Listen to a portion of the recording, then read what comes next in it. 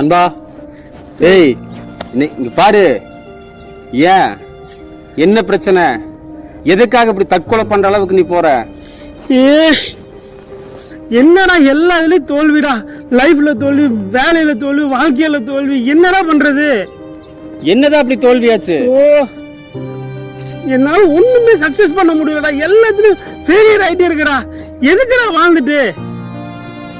அதுக்காக தற்கொலை பண்ணிட்டு எல்லாம் சரியாயிருமா? பிடிக்கலடா வாழ்க்கை. செத்துற போல இருக்குடா. இங்க பாரு நண்பா, உன்னை நிராகரிக்கிறாங்க, நீ தோத்து போற அப்படின்ற ஒரு காரணத்துக்காக நீ தற்கொலை பண்றது ஒரு முடிவே கிடையாது. இங்க என்ன பாரு, யாரெல்லாம் உன்னை நிராகரிச்சாங்களோ அவங்க முன்னாடி ஜெயிச்சு காட்டு. இந்த மாதிரி கோலத்தனமா தற்கொலை பண்ணாத. உன்னால முடியும்.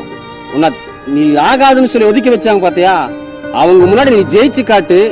ஏன்டா நம்ம இவனை ஆகாதுன்னு சொன்னோம், ஏன்டா இவனை நம்ம ரிஜெக்ட் பண்ணணும்னு சொல்லி அவங்க ஃபீல் பண்ணணும்.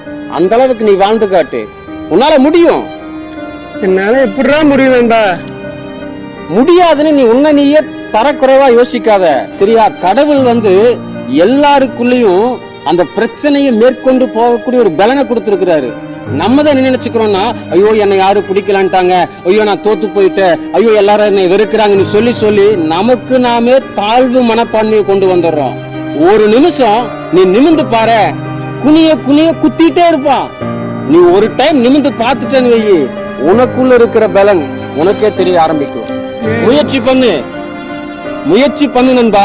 உன்னால கட்டாயம் முடியும், ஜெயிக்க முடியும்.